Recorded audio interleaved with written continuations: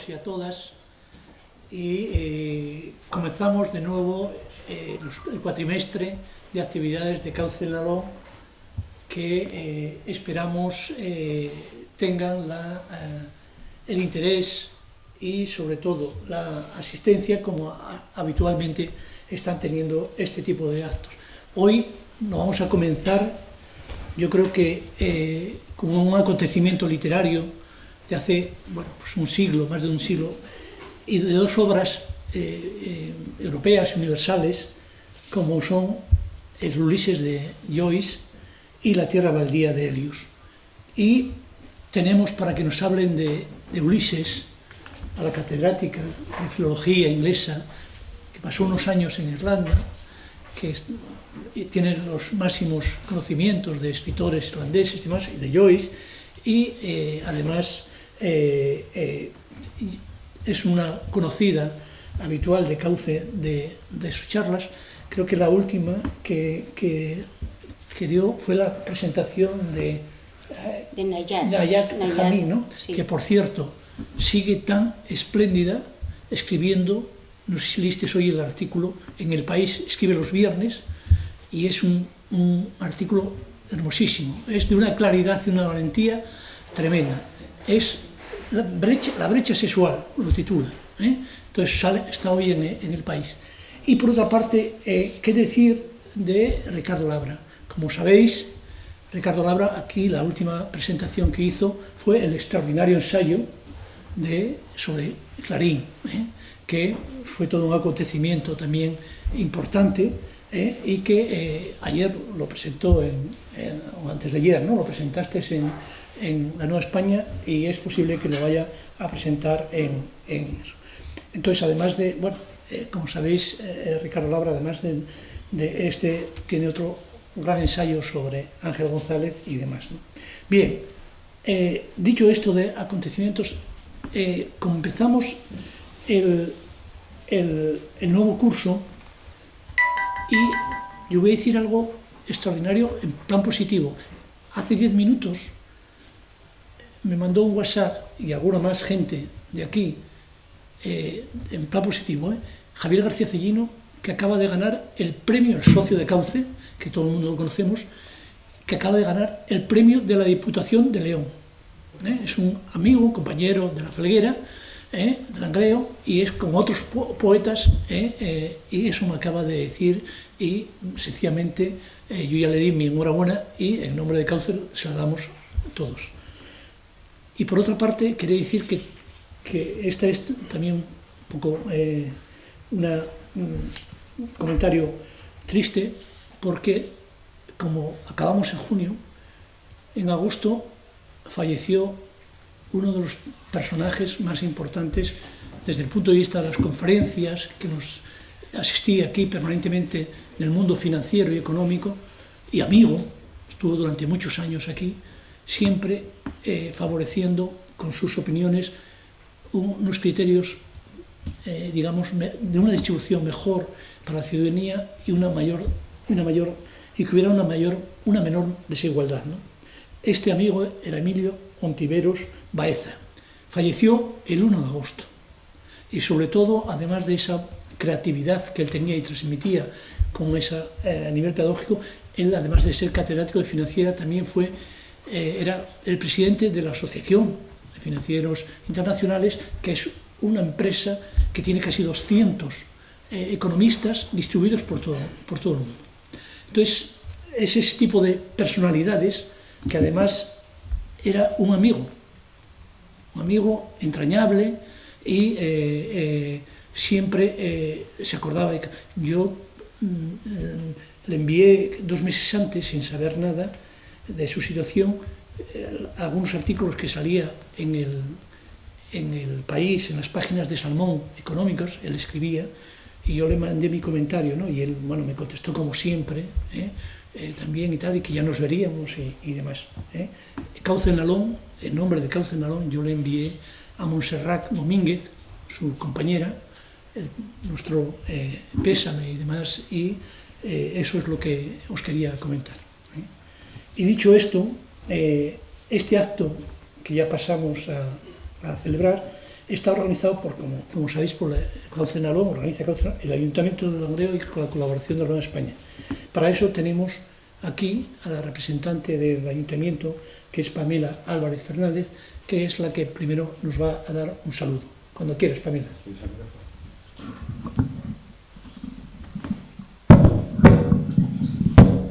Bueno, buenas tardes a todos y a todas. Quería sumarme en primer lugar a las condolencias por Emilio Ontiveros y también felicitar a Javier García Cellino por su galardón.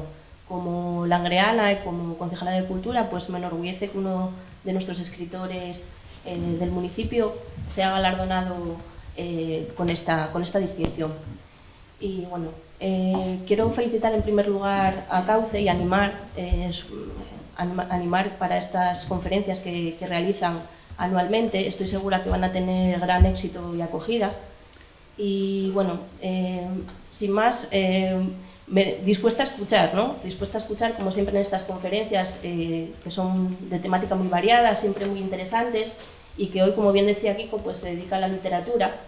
Con lo cual, nada, dispuesta a escuchar a los dos intervinientes, que estoy segura que desgranarán para nosotros estas dos grandes obras, que además son de autores de referencia, que tienen muchísima repercusión. Bueno, fueron de las más importantes obras del siglo XX, que incluso hoy en nuestros días tienen una repercusión y una importancia.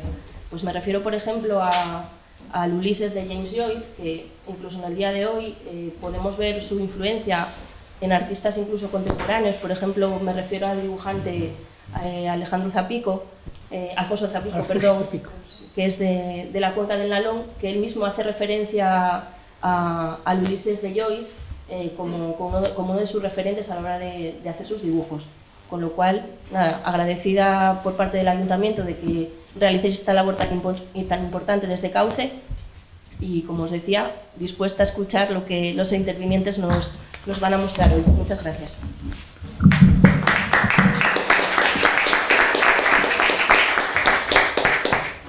Pues muy bien, en este año 2022, Cauce, ¿no?, que se conmemora el centenario de una serie de libros fundamentales que no solo han dejado una gran huella en nuestra tradición literaria, además de estos dos hitos fundamentales de la literatura, como es el Ulises de Joyce y La tierra baldía de Thomas S. Eliot. Además, este año también se están celebrando como centenario las elegías de Duino y los sonetos de Orfeo de Rainer Maria Rilke, Trilce de César Vallejo, Sodoma y Gomorra, cuarto volumen de En busca del tiempo perdido de Marcel Proust, Siddhartha de Hermann Hesse, así como tratados lógicos filosóficos de Ludwig Wittgenstein, y La duración y simultaneidad de Henri Bergson. La Asociación Cultural Cauce Nalón no puede dejar de sumarse a la sucesión de actos que desde distintos ámbitos y sectores culturales vienen desarrollándose para conmemorar el centenario de estas fundamentales obras de nuestro acervo cultural. Para ello, dejando el cauce siempre abierto para abordar en otras sesiones la obra del resto de autores citados, Cauce Nalón propone esa aproximación al Ulises y James Joyce en La tierra baldía de T.S. Eliot. Como hemos dicho, el título del debate hoy y de la presentación de estos dos grandes autores es Ulises de James, la novela, el comentario que va a hacer Inés Praga, el Ulises de James Joyce, y La tierra baldía de Eliot, que va a hacerlo Ricardo Labra. 100 años de dos hitos literarios, que es el título completo. Bien, en principio va a empezar Inés Praga y se pregunta, y nos mandó en algo que le hemos pedido, hace una pregunta en principio que dice: ¿es Ulises de James Joyce una obra tan difícil y tan extensa como se dice? Dice Inés Praga. Bueno, pues dice, asimismo, dice, en primer lugar la estructura, va a comentar, en primer lugar la estructura, las tradiciones técnicas y demás que dotan la obra de una gran complejidad y singularidad. Bueno, en el currículum de Inés, que nos pone aquí, es catedrática de Filología Inglesa en la Universidad de Burgos hasta su jubilación en el 2017. Especialista en cultura y literatura irlandesa, es autora de una belleza terrible, la poesía irlandesa contemporánea, la novela irlandesa del siglo XX y diccionario cultural e histórico de Irlanda, entre otros títulos. En el 98 fue nombrado doctor honoris causa en literatura por la Universidad Nacional de Irlanda, CUR. En el 2001 fundó la Asociación Española de Estudios Irlandeses, AIDEI, de la que ha sido presidenta durante 6 años y es actualmente presidenta de honor. La Universidad de Burgos ha ostentado el cargo de vicerrectora de Relaciones Internacionales. Además de todas esas cosas, es socia de Cauce, es una apasionada del langreo, de langreanos del mundo, y es una persona que solamente tiene tal compromiso con todo lo que piensa, y en particular la literatura y su territorio, que esa es Inés Praga, ¿no? Y la tierra baldía, que es de Helios, se podría decir, nos dice Ricardo en el primer avance que nos hace, que según dice, como dijo José Luis Borges, para provocar a sus compatriotas, los argentinos son europeos nacidos en el exilio. Bueno, porque sabéis que Helios se nacionalizó británico en su viaje sin vuelta a sus orígenes, aunque nació en América, y precisamente por sentirse europeo, si bien su poesía nunca dejó de sonar el caudaloso rumor del Mississippi, su río heraclitiano. Bien, de Ricardo Labra, ¿qué podemos decir? Bueno, como sabemos, es poeta, ensayista, crítico literario, doctor en investigaciones humanistas y máster en Historia y Análisis Sociocultural por la Universidad de Oviedo. Licenciado en Filología Hispánica y Antropología Social y Cultural por la UNED. Es autor de estudios y ensayos literarios Ángel González en la poesía española contemporánea y el caso Alastrarí, la memoria y el canon literario, y de diversas antologías poéticas. Yo creo que con esto podríamos ya dar el paso a iniciar este acontecimiento literario, y entonces, como decía, pues va a empezar Inés Praga hablando de el Ulises. Cuando quieras, Inés. Muy bien, muchas gracias.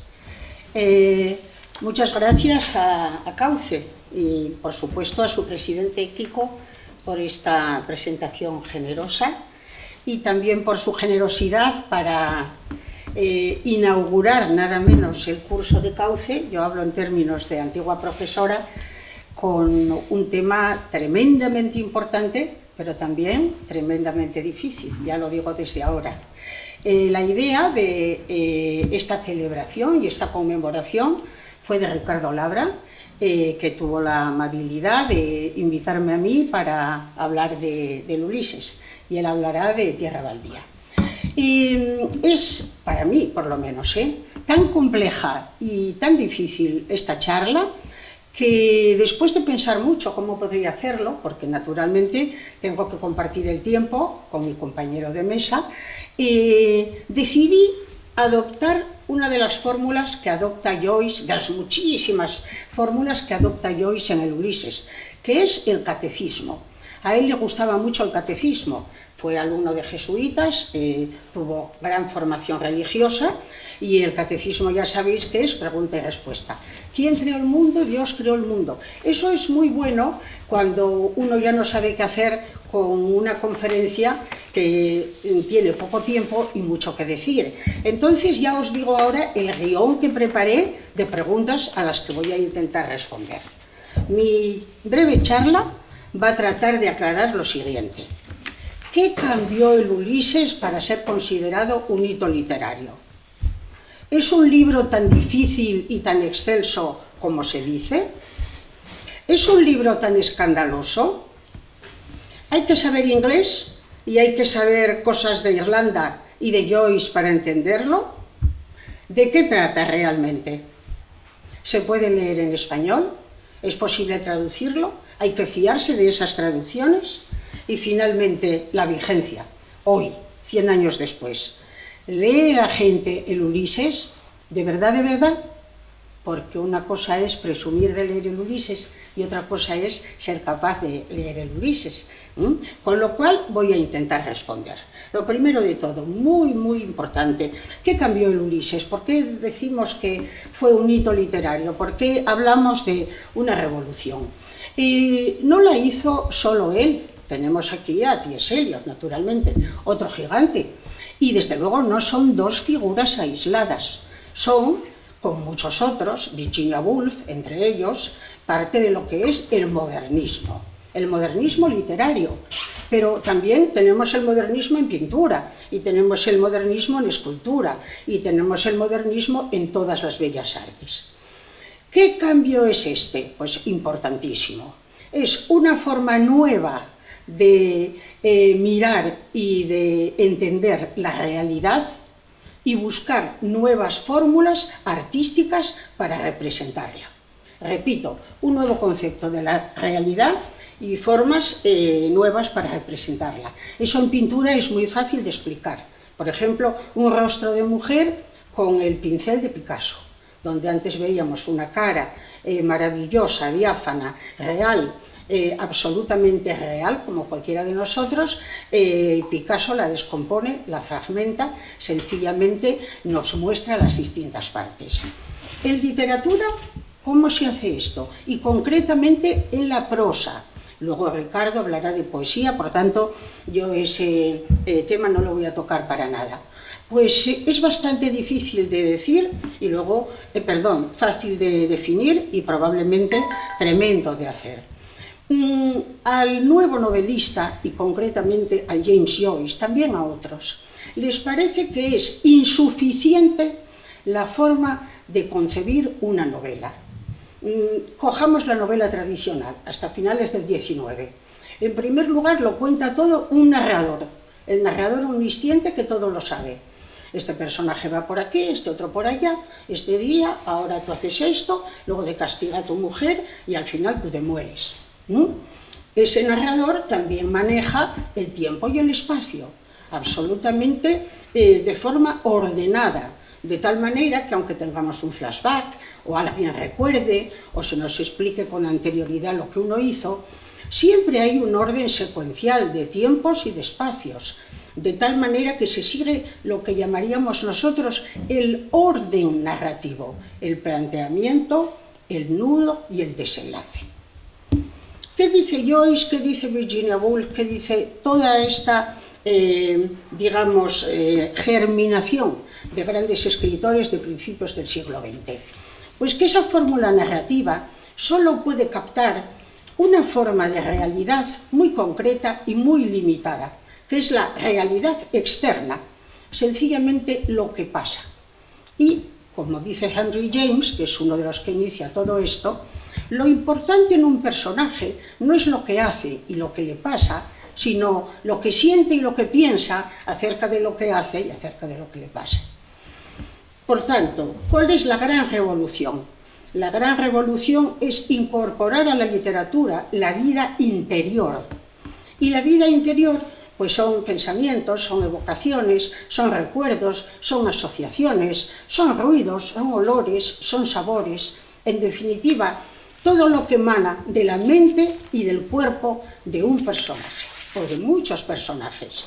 Y esto, aunque nos parezca que no es nuevo, sí lo es. Porque si antes se hablaba de sabores o de olores, eso estaba en manos de un narrador que dominaba absolutamente todo.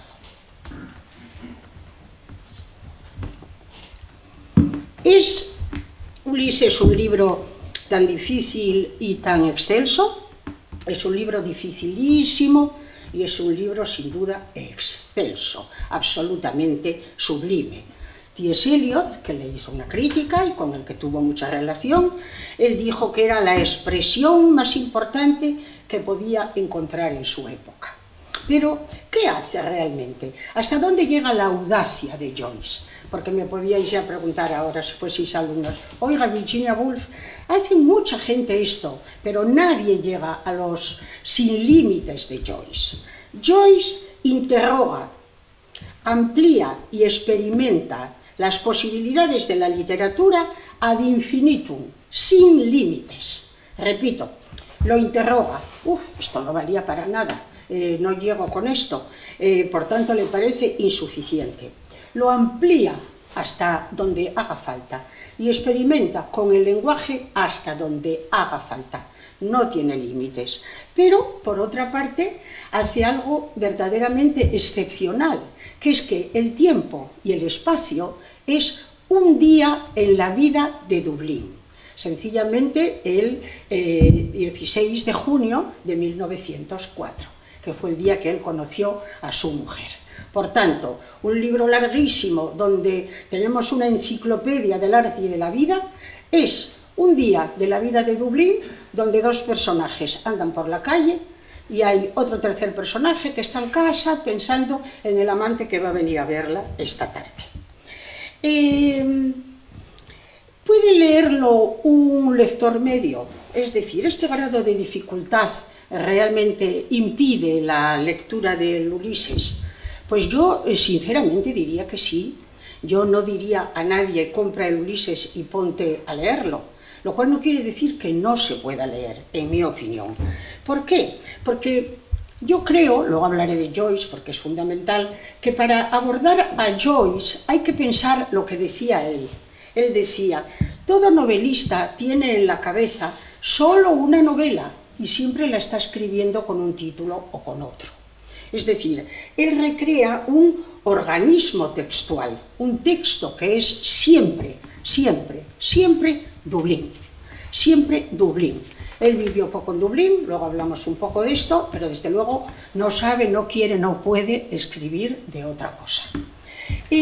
Por tanto, puede leerlo el lector medio. Yo por lector medio llamo a un lector, todos nosotros, que leemos una cosa que no tenemos que estudiar. Yo tuve la desgracia de tener que estudiar el Ulises y la verdad es que se lo pasa mejor uno de lector que de estudioso.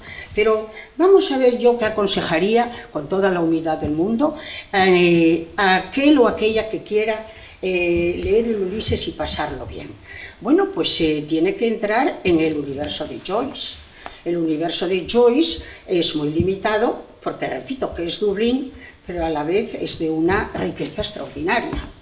Y entonces hay que empezar por una obra que ya nos mete, por así decirlo, en harina, que nos presenta la ciudad con sus personajes. Hay que leer dublineses, obligatoriamente, y recrearse en ese conjunto de esbozos provincianos de una ciudad gris que siempre está lloviendo, fea, abandonada, nadie iba a Dublín nunca, era el fin del mundo, y recrearse ahí.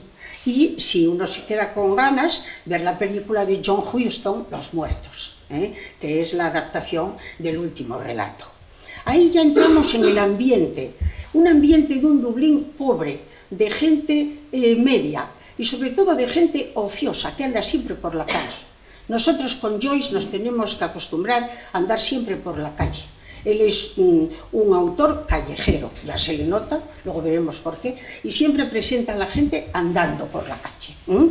Por tanto, si ya hemos conocido bien ese Dublín de principios de siglo, vamos a conocer a Joyce, vamos a ver quién es, qué problemas tuvo, qué evolución tiene, por qué se marchó de Irlanda, etcétera, etcétera, y para conocer eso hay que leer Retrato del artista adolescente. Dublineses es muy fácil de leer. Son unos relatos breves, simples, extraordinarios, no tienen ninguna dificultad.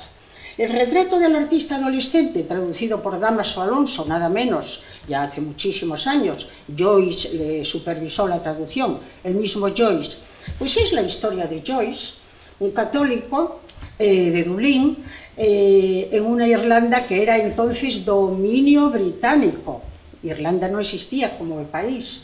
Un país empobrecido, acababan de tener una hambruna porque la cosecha de patatas no prosperó, era el fin del mundo, era un Dublín ruidoso, 100%, y naturalmente tenían a los ingleses, dependían de los ingleses, dependían de la reina de Inglaterra, etcétera, etcétera. Y era un Dublín con dos fuerzas extraordinarias, que era el nacionalismo irlandés, volver a lo celta, volver a lo onírico, volver a Cuchulainn, y naturalmente a la Iglesia Católica, que allí tenía una fuerza extraordinaria. ¿Qué sabemos leyendo el retrato del artista adolescente? Pues el gran problema de Joyce. Se fue de Irlanda sencillamente porque le quedaba pequeño, porque no aguantaba ni el nacionalismo ni a la Iglesia Católica. Y entonces hizo suyo un lema, que claro, ¿cómo no iba a escribir el Ulises? Sencillamente hizo suyo el lema de Lucifer cuando era un ángel y se rebeló contra Dios. Non servian, yo no serviré. Entonces coge la maleta, coge a Nora Barnacle, con la que se había liado, vamos a decirlo con esta expresión moderna y tan polisémica, y se largaron. Él decía que Irlanda era la vieja cerda que se come a sus crías. Entonces, a partir de ahí, estuvo siempre por el continente, errando, Zúrich, Trieste, París, etcétera, etcétera, y no escribió más que de Dublín, no escribió nunca más que de Dublín. Pedía a su familia billetes de tranvía, programas de teatro, menús de los restaurantes, qué dan ahí, qué ópera van a estrenar, cuál es el divo de turno. Es decir, él hizo algo que los irlandeses hacen muy frecuentemente, errar por el mundo sin irse nunca de casa. Eso es muy irlandés. Por tanto, hay que leer antes esa obra, o hay que leer, cuánto me alegro que la señora concejala lo haya citado, porque Zapico ha hecho 2 libros sobre Joyce absolutamente maravillosos. Uno es Dublinés y otro es La ruta de Joyce. Oh, cómo le ha entendido, cómo le ha captado, cómo le dibuja, cómo dibuja Dublín, cómo dibuja el tiempo que vivió, con lo cual yo desde luego recomendaría, con todo el entusiasmo del mundo, encima de por aquí, pues qué orgullo, que os metáis en Dublinés o que os metáis en La ruta de Joyce, y a partir de ahí ir empezando a entrar en ese mundo tan complejo que es andar por las calles de Dublín. Del Dublín de entonces, hoy está allí Google y toda la industria informática y ya no tiene nada que ver. ¿Por qué fue un libro tan escandaloso? El escándalo fue mortal cuando se publicó. No se lo quería publicar nadie. Le pidió a Virginia Woolf, que tenía una editorial, Hogarth Press, que se lo publicara. Por Dios, ella quedó horrorizada de tanta palabrota y tanto cuerpo y tanto sexo y tanta... En fin, ella era muchísimo más delicada en ese sentido. Entonces, gracias a sus buenísimas amigas mujeres, por fin se publica en París. En París, tardó mucho en publicarse en Estados Unidos y más tarde en Inglaterra. Pero antes había salido por partes en la Little Review americana y la Sociedad para la Prevención del Vicio le denunció. Y las editoras de la revista tuvieron que ir incluso a juicio, y perdieron el juicio y tuvieron que pagar una gran multa. ¿Por qué? Porque era un libro obsceno. ¿Por qué era un libro obsceno? Por ejemplo, era un libro que hablaba de defecar. Diríamos en español, no pido perdón porque estoy hablando de Joyce, cagar. Hablar de cagar en un libro, pero ¿dónde se ha visto eso? ¿Dónde se ha visto que en un libro se hable de masturbarse, o de tener sexo salvaje, o de etcétera, etcétera, etcétera? Entonces, desde luego, hubo un movimiento internacional muy importante, muy importante, con firmas y todo, para que el libro no saliera. Pero el libro salió gracias a una francesa absolutamente devota de él, y realmente empezó, por un lado, la celebridad y por otro lado el horror, porque decían que era un libro obsceno, que era un libro indescifrable y que era un libro tedioso. Por ejemplo, la gran Virginia Woolf, que como crítica literaria no tiene precio, además de ser una novelista maravillosa, nos dijo que era un libro totalmente insoportable, sobre todo que era un libro muy vulgar, que era un libro muy ordinario, era un libro, pues efectivamente, es que Joyce es un ordinario tremendo, literariamente y personalmente pues diríamos que también. Bien, sale adelante el libro con este escándalo increíble y vamos a ver un poco qué tiene realmente, además de ser modernista. Si Joyce no hubiera sido irlandés, ¿sería el mismo libro? Indudablemente no. Joyce no puede, para escribir el Ulises, este Ulises, no puede ser más que de Dublín, y no puede ser más que católico, y no puede ser más que hijo de su padre. Borrachín, cantante, sabía tocar todos los instrumentos, estaba siempre endeudado, cambiaban de casa cada 2 por 3 y sobre todo vivían en un Dublín donde la gente siempre estaba por la calle. Yo creo que en España también pasaba eso, no había televisión, no había absolutamente nada, entonces la vida era en la calle. Insisto en esto porque realmente toda la, digamos, capacidad para la literatura de Joyce, que es absolutamente gigantesca, es porque es un gran oído. Es decir, sobre todo Joyce, aparte de ser un lector increíblemente devoto, oye muy bien, canta muy bien, también sabe tocar cosas y va a bares. Sobre todo le gusta mucho la conversación. Y él decía de los irlandeses, y esto también es extraordinariamente importante, que eran la raza de charlatanes más grande que había en la tierra. Ser charlatán, diríamos en Asturias y aquí en Langreo, ser charrana.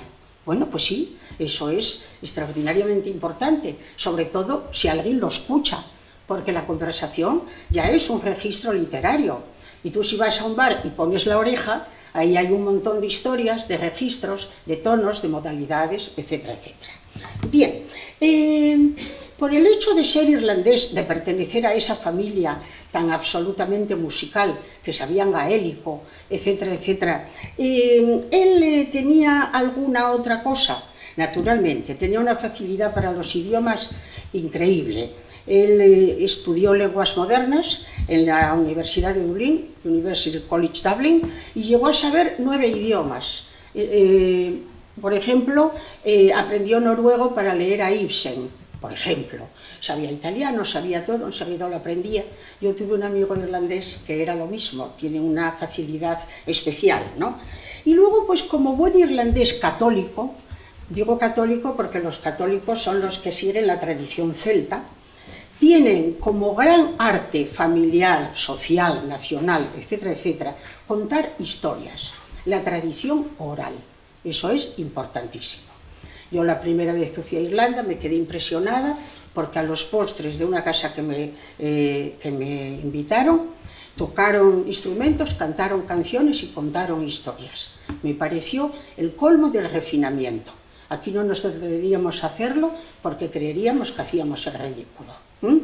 Bien, la tradición oral, contar historias, charrar, donde sea, en casa, eso es uno de los grandes registros de Joyce.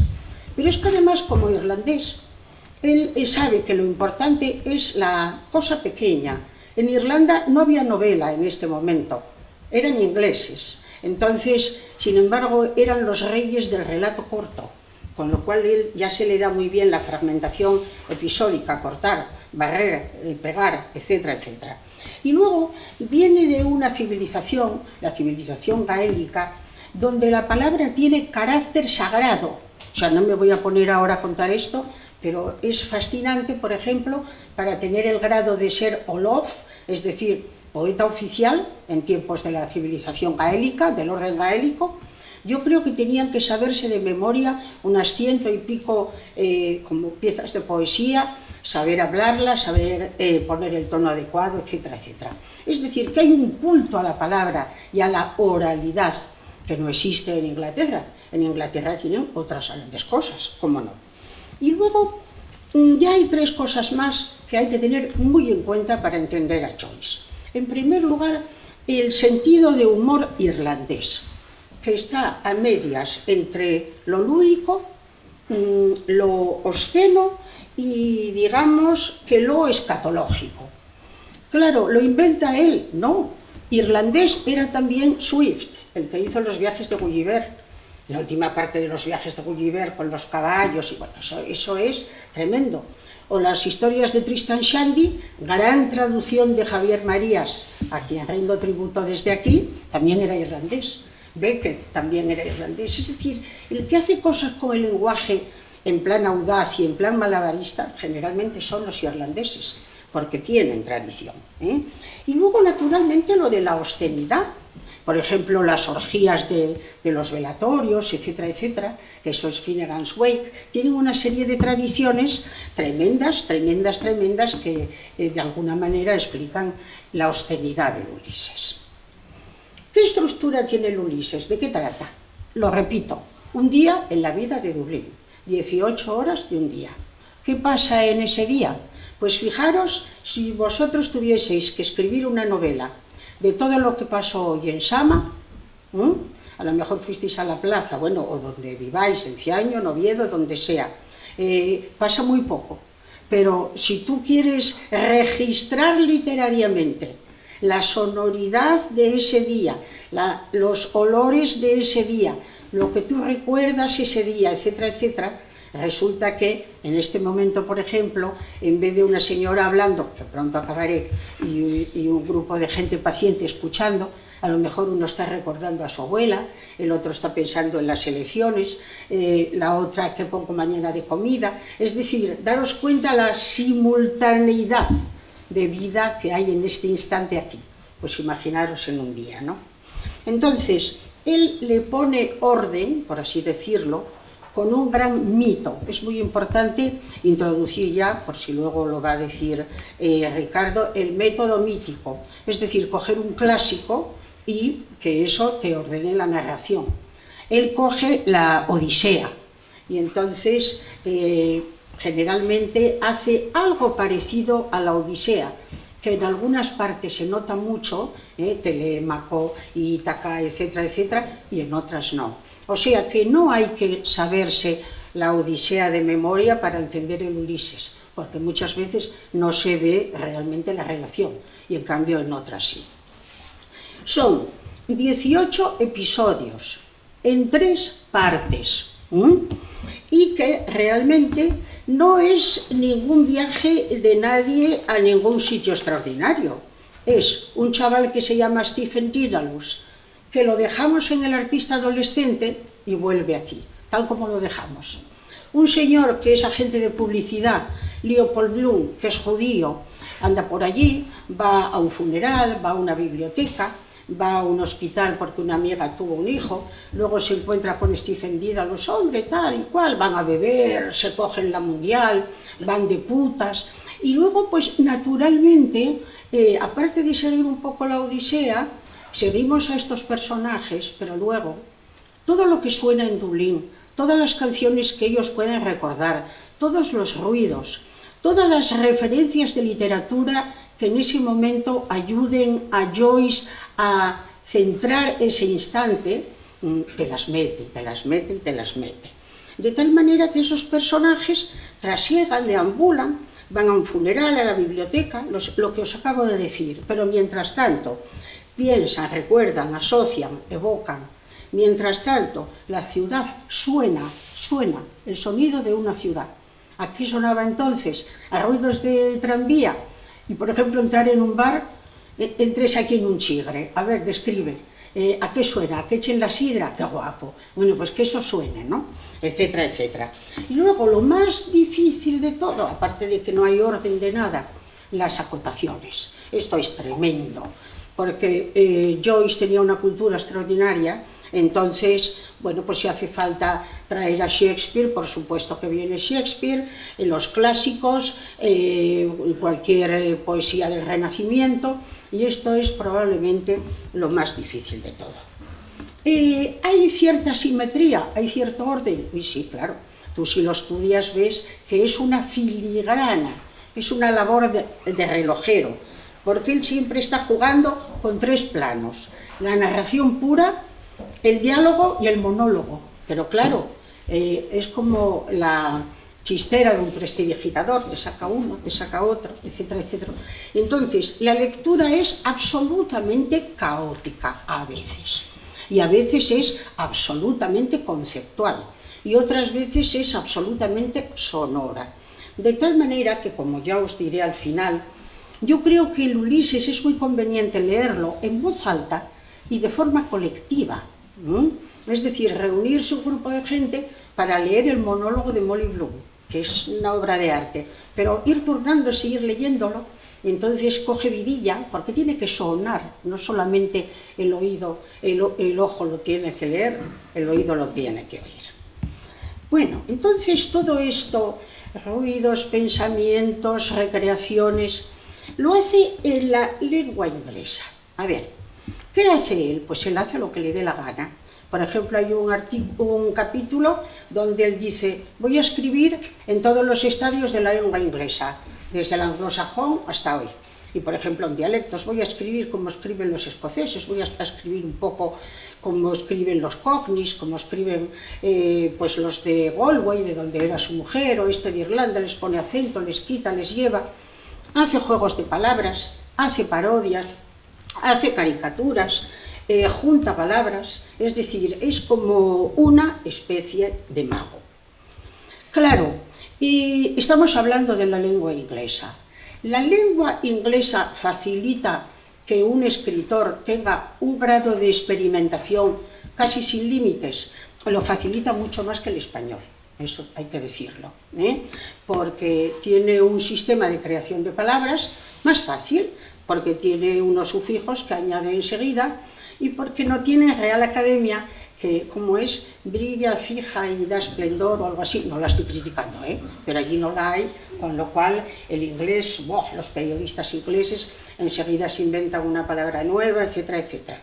Uno de los grandes admiradores de Joyce es Anthony Burgess, el que escribió La naranja mecánica, y otro que tal. La naranja mecánica es un lenguaje para jóvenes que se inventó él, etcétera, etcétera.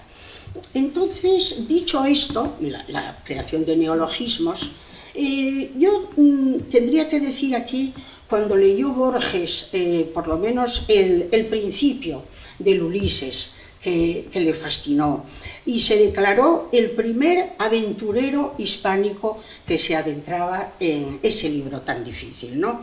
Claro, me podíais preguntar, ¿y en español no tenemos nada parecido? Sí. Leeros el capítulo 68 de Rayuela, si no lo recordáis. Apenas él al Clemiso caían en hidromurias, bueno, una maravilla total. O Larva, de Julián Ríos. Pero bueno, tremendo lo de la dificultad. Vamos entonces a plantearnos brevemente, y con esto acabo, si se puede traducir el Ulises. Pues se ha traducido varias veces. Se tradujo en primer lugar en el 46 por Salas Subirats, que era un argentino, que era vendedor de seguros, o sea que no era ningún académico. Yo me postro de admiración ante esta gente. Luego lo tradujo en el 76 José María Valverde, que es la edición que más se ha leído en español. En el 99 lo tradujo Paco Tortosa, que es colega mío de filología inglesa, de Sevilla. Y luego es curioso porque las dos traducciones más recientes, del 2015, las dos, son de otros dos argentinos. Y uno de ellos, Marcelo Zavaloy, se dedica sencillamente a la computación. Es decir, que son aficionados, no tienen formación académica y han hecho buenas traducciones del Ulises, porque como dicen ellos, nosotros como Joyce, a experimentar con el lenguaje. Bien, la vigencia y acabo. ¿Realmente hoy sigue siendo el Ulises una obra colosal? Por supuesto, y lo será siempre. Alcanzó una cima, yo no digo insuperable, pero yo creo que hasta ahora ha sido insuperable para la capacidad del lenguaje, para expresar toda clase de realidades.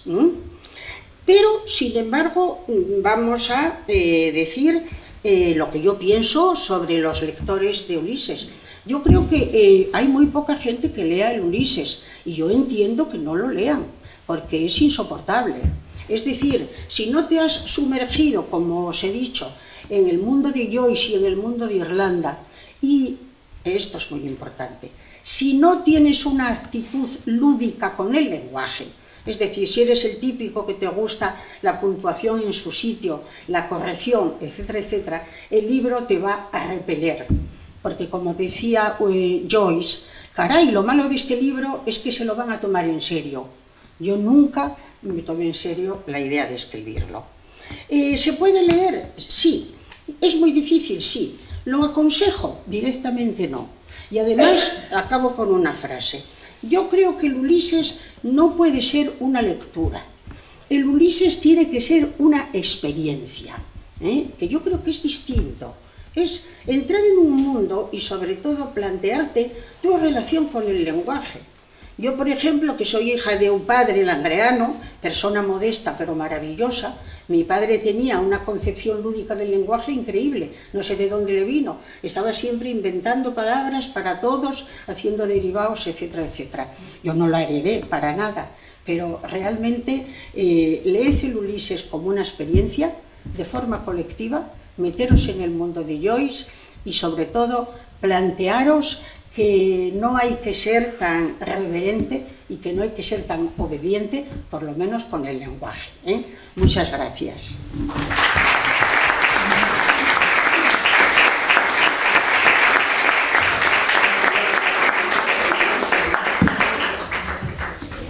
Muy bien. Me pasa un poco. Ricardo, el poeta Ricardo Labra nos va a hablar también del poeta Helio y la tierra baldía. Bueno, me toca a mí. Buenas noches. La verdad es que, como siempre, yo estoy encantado en estar aquí en la casa de la huelga. Sabéis que tengo una relación muy especial con este ámbito. Y bueno, y además es un milagro porque siempre hay público receptivo, que no se da en todos los sitios. Yo creo que esto tiene mucho mérito nuestro inolvidable Aladino y Kiko. Entonces, en este caso, para mí es un placer siempre estar aquí.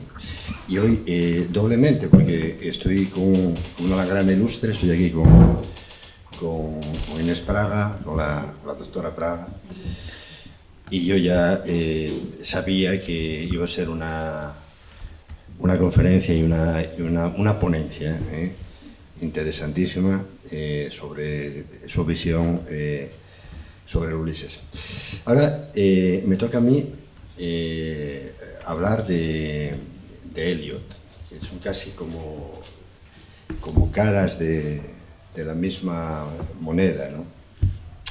Es curioso, yo voy a abordarlo, digamos, por una serie de vericuetos y de caminos, para luego tratar de dar una imagen completa, más o menos lo que él hace en la tierra baldía, ¿no?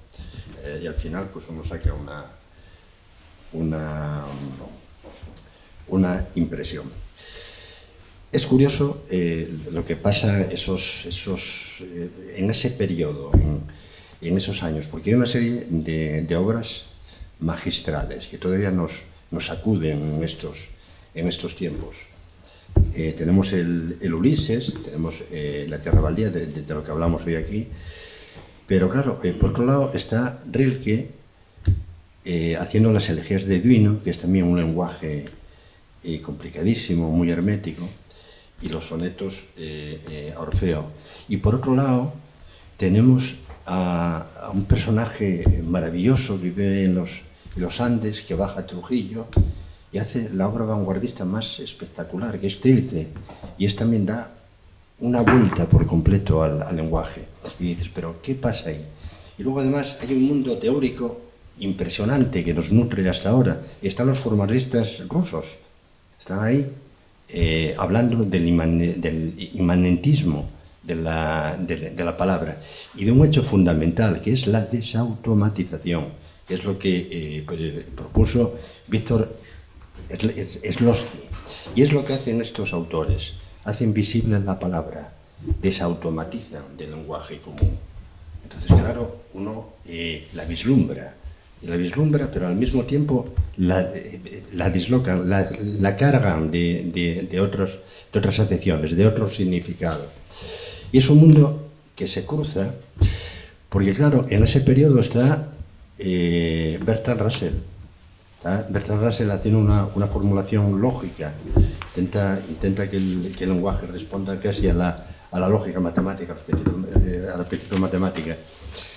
Y está Wittgenstein, es el que hace el Tractatus, y está Eliot.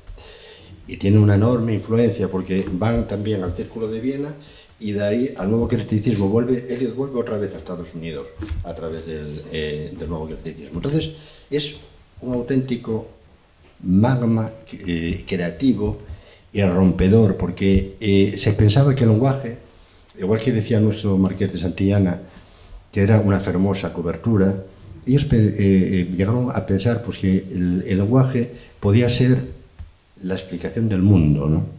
Luego se dio cuenta por la pragmática, la derivación pragmática, que además el lenguaje puede construir el mundo, que son cosas distintas, pero son obras que se caracterizan precisamente por eso. Hay también otro hecho que puede ser paradójico, y es el modernismo. Claro, no hay que confundir con el modernismo español, pero el modernismo anglosajón es curioso porque son autores que son vanguardistas y en cambio defienden la tradición.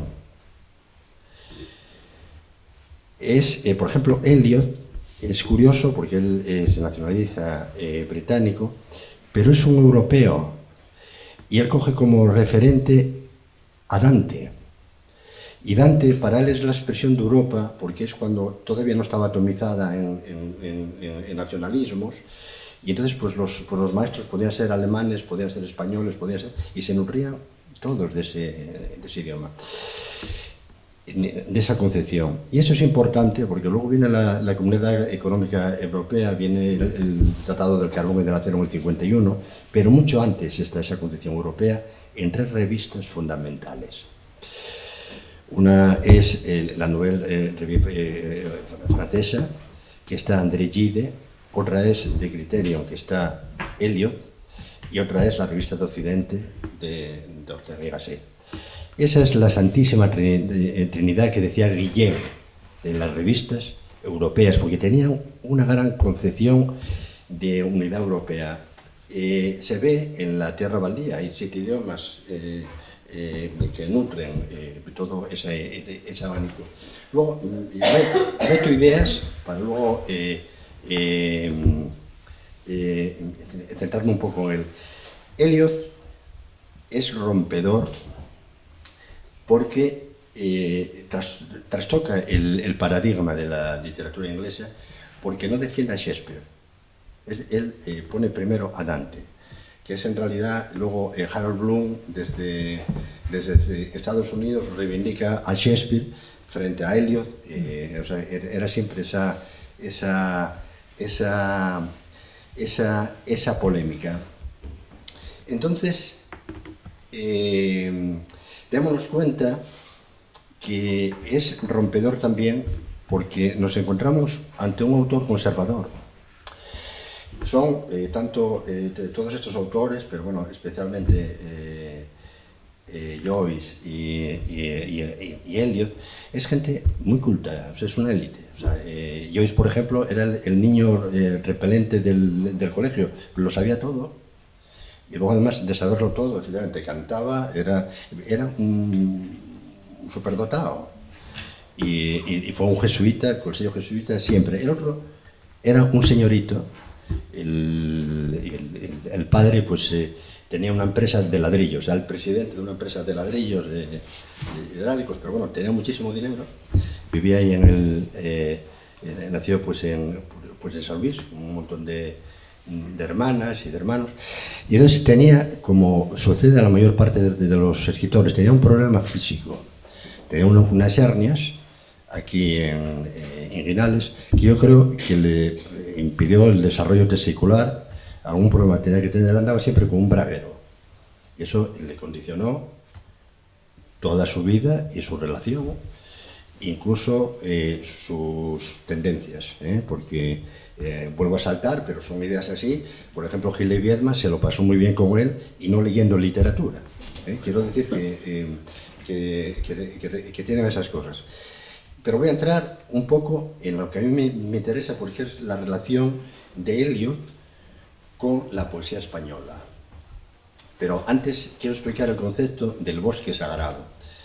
Sabéis que yo digo que Eliot fue rompedor porque termina con la idea del poeta bohemio estos poetas que había pues en Francia, los poetas malditos. Él en realidad era un señor con traje y corbata bien vestido y que trabajaba. Y además, curiosamente, trabajaba con números, cosa que él no tenía formación para eso. Y en cambio llegó perfectamente. Por eso digo que está ahí la conexión con Russell, porque Russell tuvo una relación con la mujer. Es decir, es un mundo que hay una auténtica ósmosis. De ahí esa riqueza vivencial, experiencial, escritural, ¿no? que se transforma en una literatura extensa. Entonces, encontramos a un autor conservador, que se hace anglicano, que viste con traje, que trabaja, y luego que es absolutamente culto, viene de Harvard, es un estudioso. No se doctoró, o sea, pues, vosotros veis, por ejemplo, siempre que a Eliot se le cuenta como doctor, pero no lo fue. Él hizo el doctorado y lo presentó en tiempo y forma. El doctorado de él era conocimiento y experiencia en la filosofía de Francis Herbert Varela, que era un filósofo, él estuvo muy relacionado con la filosofía. Pero claro, sabéis que para ser doctor hay que defender la tesis. Tienes que presentarte allí. Si no la defiendes, nada de nada. Entonces él no se presentó, decía que los barcos, los submarinos alemanes, era 1916, que tal, y no se doctoró. Pero yo creo que es porque no le hacía falta, por una razón, porque él vio en ese momento la oportunidad de adueñarse del espacio poético, de ser un capo de la literatura, algo que luego trasladó aquí a los poetas españoles, como puede ser Gil de Viedma y ahora es García Montero. Es decir, que eso viene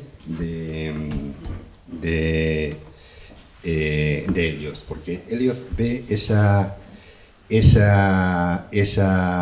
posibilidad al descubrir a los simbolistas, especialmente a la Ford, franceses, y luego a los metafísicos ingleses y sobre todo a Dante. Y entonces, ¿qué hace? Elimina toda la tradición anterior al romanticismo inglés y se inspira en el bosque sagrado. Él primero reúne su visión crítica. Él se presenta como crítico para reconstruir su imagen poética. Entonces, en 1920 publica El bosque sagrado. Y es un título que tiene unas implicaciones enormes y que os va a dar idea de lo que es el palincesto en la literatura, ¿no? Y la polisemia, y lo que es una palabra y hay detrás otra, y detrás otra, y detrás otra, porque el título, bosque sagrado, remite a un pintor, que es William Turner. Yo pronuncio siempre con esa vibrante, múltiple y simple tan española que nos distinguen los que dominan en inglés rápidamente. Dicen lo habla mal porque la R nosotros pues la usamos muchísimo, o sea, esa vibrante múltiple, ¿no? Pero Turner pintó en 1834, pintó La rama dorada. Y La rama dorada luego fue un texto de antropología fundamental de George Fraser, que es de 1890, que estudia la magia y la religión. Entonces, el bosque sagrado representa pues, una serie de robles que había cerca del Lacio, en Roma, y donde estaba el culto a Diana. Entonces, ¿por qué bosque sagrado? Pues el bosque sagrado es porque los robles y las encinas atraen los rayos, o sea, cuando hay tormenta, atraen los rayos, y entonces establecían esa conexión con Júpiter o los griegos con Zeus. Entonces eran sagrados por eso. Y la rama dorada es una planta semiparásita que es el muérdago, y entonces trepaba y se ponía por arriba, y entonces eso era lo que nunca, cuando se deshojaban los árboles, siempre permanecía ese muérdago. Y entonces lo utiliza Turner como motivo, porque en la Eneida, para cumplir con su padre, con Anquises, tiene que visitar la morada de los muertos, el héroe romano de la Eneida. Y entonces va con un trozo de rama dorada, acompañada de la Sibila de Cumas. Y eso aparece en este cuadro. Aparece en Fraser, y entonces Helios lo retoma, transformándolo. Es decir, ese bosque sagrado es la literatura. Y en realidad, en la literatura, igual que en el bosque sagrado estaba custodiado por un rey. Y el rey del bosque sagrado apenas dormía, porque estaba vigilante. Vigilante porque sabía que lo podía matar en cualquier momento. Y otro llegar y ocupar el reinado. Entonces esto tiene la simbología del pacto con la vida. Es decir, esto se da en muchísimas culturas, en muchísimas tribus, en los animales. Es decir, el más fuerte, el más vigoroso desplaza al que ya no lo es. Y entonces la tribu está siempre fuerte, está siempre en el momento máximo de la potencia vital. Y entonces eso representa ese rey que tiene que estar vigilante, tiene que estar lúcido, tiene que estar todo con un descuido y acaban con él. Bueno, pues en ese bosque sagrado donde están todos los libros de la literatura hay un rey, y ese rey va a ser Eliot. A partir de ahí va a marcar con su editorial, con su colección de libros, con su tal, digamos, toda la pauta poética. Y entonces escribe este bosque sagrado y hace un programa que a lo mejor puedo leeros en 6 partes, lo que esa construcción poética. Y luego escribe, ya estaba escribiendo La tierra baldía.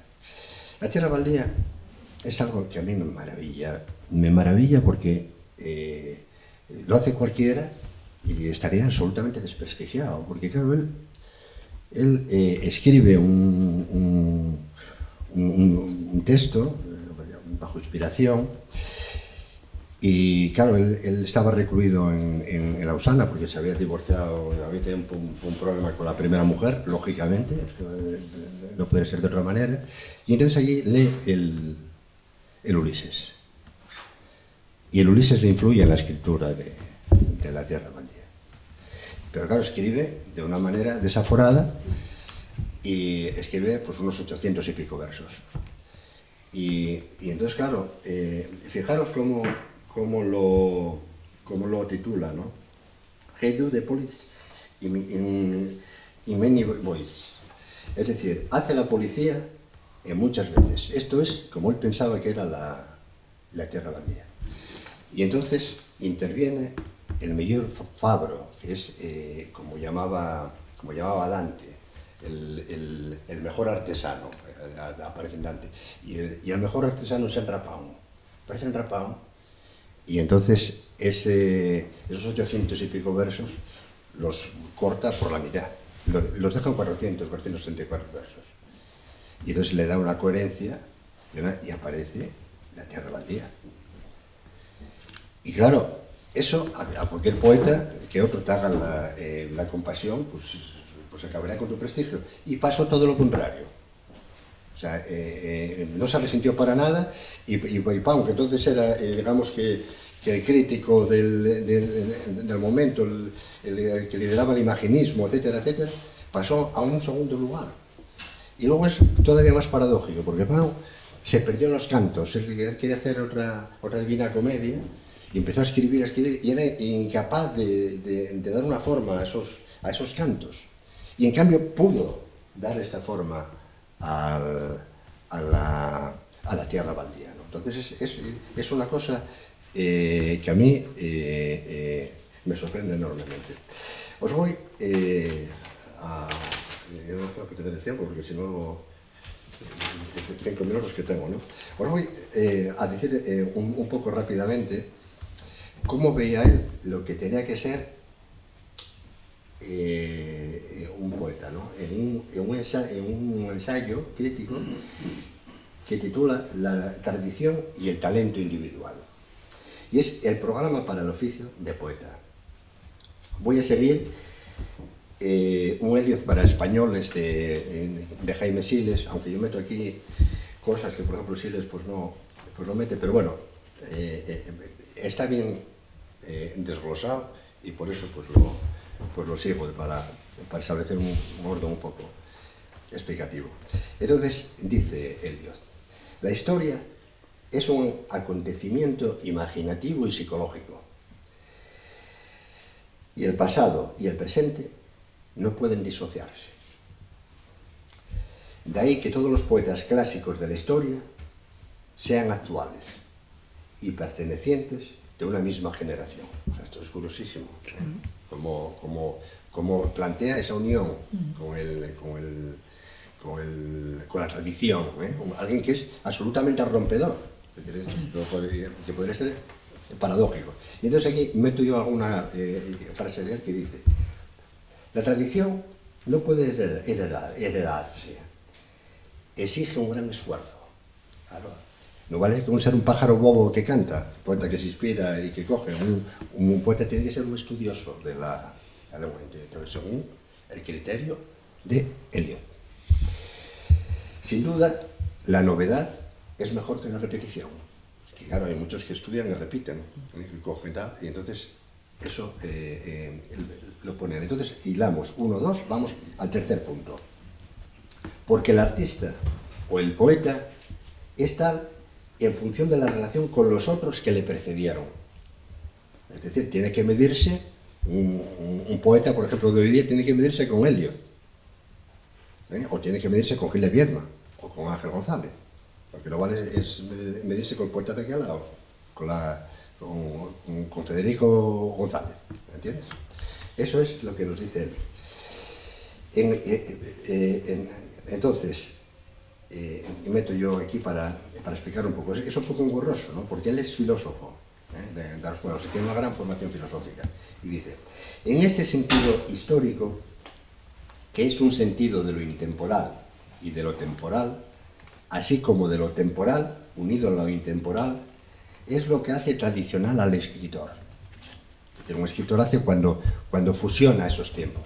Es cuando se hace tradicional, no cuando escribe como Quevedo, sino cuando fusiona Quevedo al momento actual. Ese es un escritor tradicional, por muy vanguardista que sea, como él se define. El pasado, al otro punto dice, el pasado puede modificar el presente, de modo en que el presente se ve dirigido por el pasado. O sea, esto es curiosísimo también, es decir, cómo mezclan los dos tiempos. Añado yo aquí: ningún poeta, ningún artista de ninguna clase tiene plenamente sentido por sí mismo. Su importancia, su valor, es el valor que posee en relación con los poetas y artistas muertos. Él vuelve otra vez a la totalidad, al palincesto global, al bosque sagrado. No hay que perder nunca esa referencia. El poeta será juzgado de acuerdo a las normas del pasado.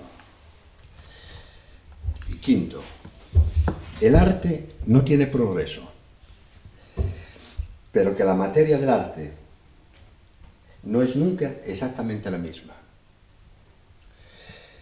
Y luego, para ello, la poesía debe evitar la emoción subjetiva.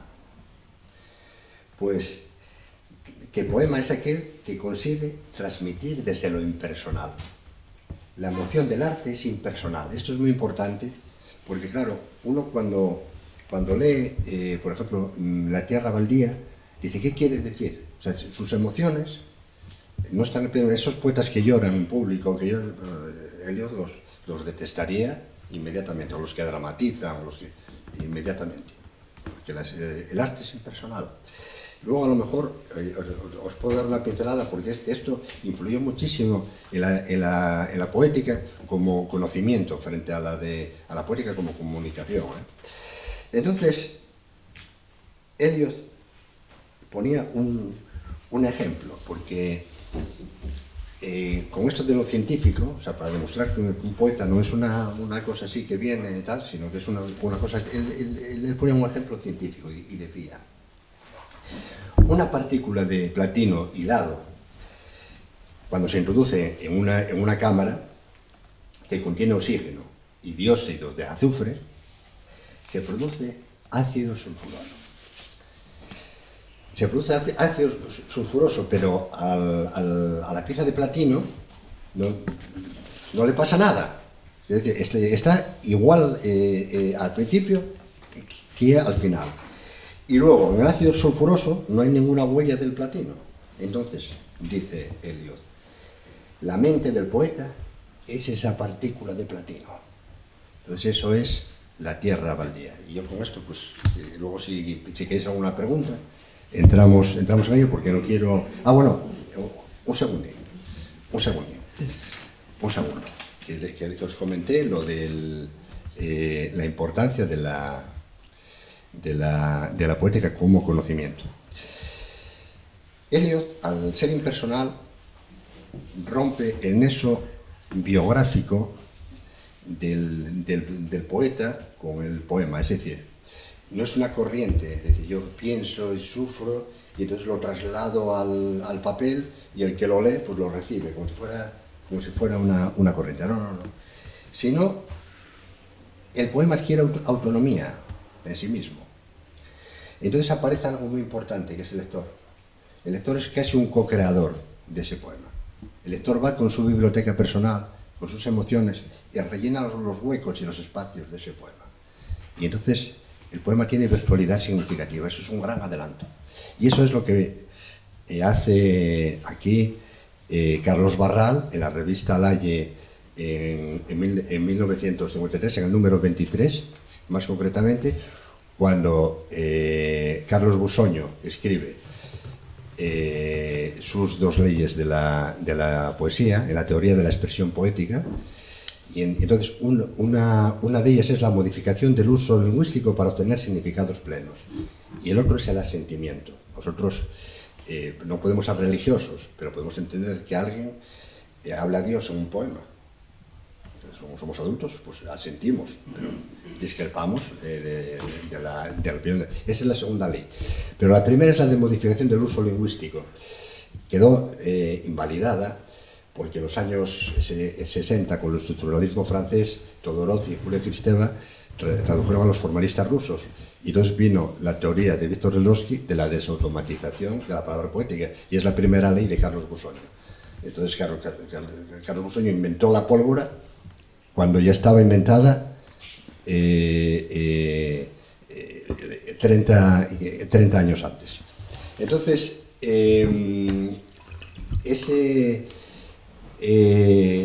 esa visión viene por los poetas catalanes que conocieron muy bien a Eliot, pero muy bien. Y entonces Carlos Barral desmonta en la revista Laie la teoría de Busoño en un folio y medio, diciendo: la poesía no es comunicación, es conocimiento. Y entonces aplica esta teoría de la virtualidad de eso. Y en el mismo número de la revista Laie, un crítico excepcional, como es Castellet, pues se adelanta. Es que esto es español y hay que decirlo, porque es así. Ahora hay una teoría estética de la recepción, que es la que lleva House, y la que citan a Romain Garden, a otro filósofo, etc. Pero Castellet, en la obra del lector, ya habla precisamente de la importancia del lector en la recreación poética.